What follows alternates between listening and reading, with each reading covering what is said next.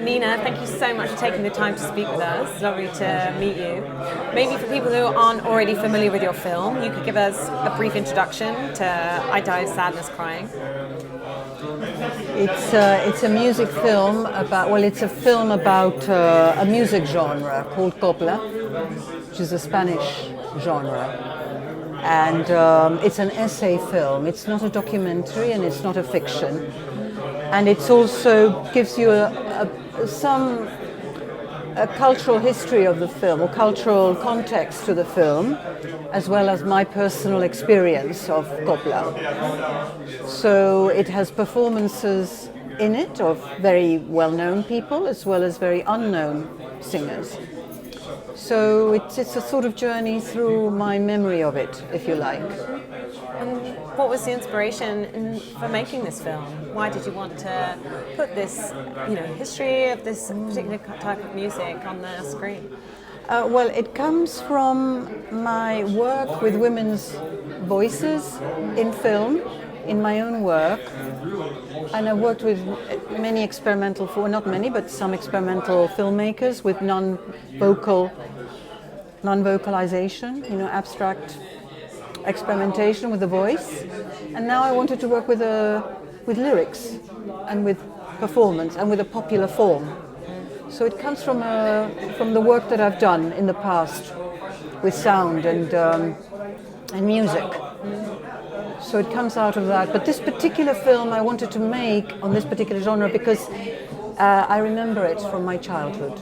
So I wanted to return to it and to try and understand what it might mean to return to it now.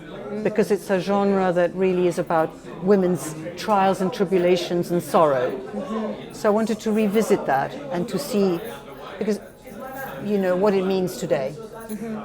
And so in that respect, do you think, although it focuses on one particular concept, it's kind of a vehicle to discuss other things, especially about women's experience, like you say?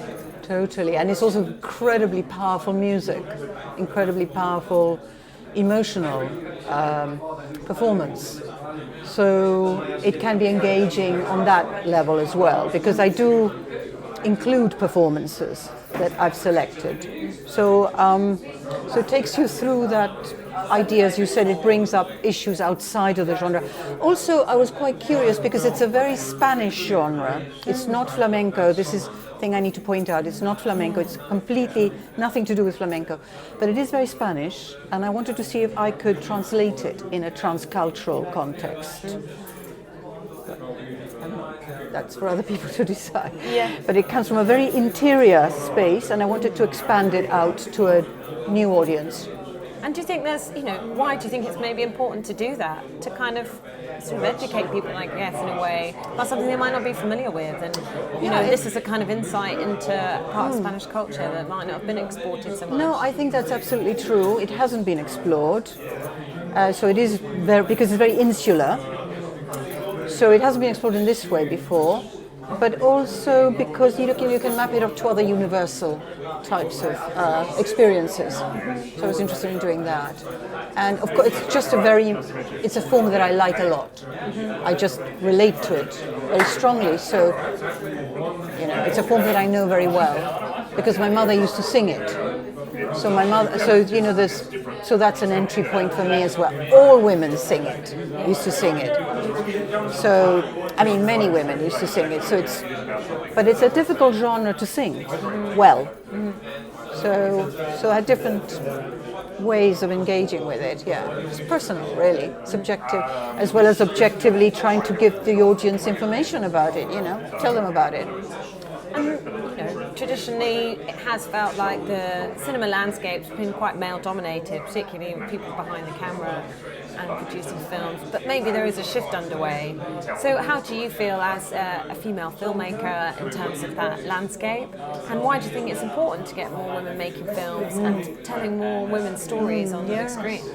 Well, I mean, of course, as a woman, I've told this story, and I've told it from the perspective of a woman, and also from the perspective of women in the songs, which the genre is much broader than that.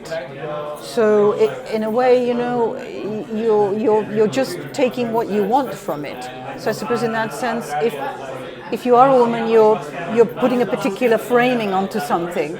So, I suppose the more women who make work, the more you're going to get a kind of different windows onto experiences that might otherwise not have been voiced in that same way. So I suppose that's very important. With regard to the question about like behind the scenes, were you sort of thinking that maybe there aren't so many technicians or women in the infrastructure to film? Yeah, or just even in terms of female directors, that maybe, you know, in terms of like getting the bigger budgets or having more profile, you know, maybe we're reaching something that looks more like parity, but definitely in the past. I think it's interesting, yes. I think there's definitely a kind of subconscious sense in which, you know, women do have to kind of work a bit harder for the funding and for the work to be given validation in the same way. You know, there is the master discourse that we're still in, you know, and I think there is that, and you do experience that, yeah, definitely. But from my perspective as a woman working with artists, I don't think that holds quite so much in that field, you know, in the field of independent and artists working in film and experimental film, which is more the area that I come from. I think in the industry maybe it's a different story. It's much more divided, I'd say. Yeah. The struggles are a little bit different, but I work in both areas, so I could say that would be the case, yes. And just finally, you know, how does it feel to have your film here as part of London Film Festival? Well, I'm very honoured. It's very, very nice. You know, it's in a strand that I feel it feels comfortable in. You know, experimental. It's brilliant. It's been programmed by somebody who knows my work very well. So I'm very happy, by Helen DeWitt. So I'm very happy with the you know, having it here and you know, world premiering it here.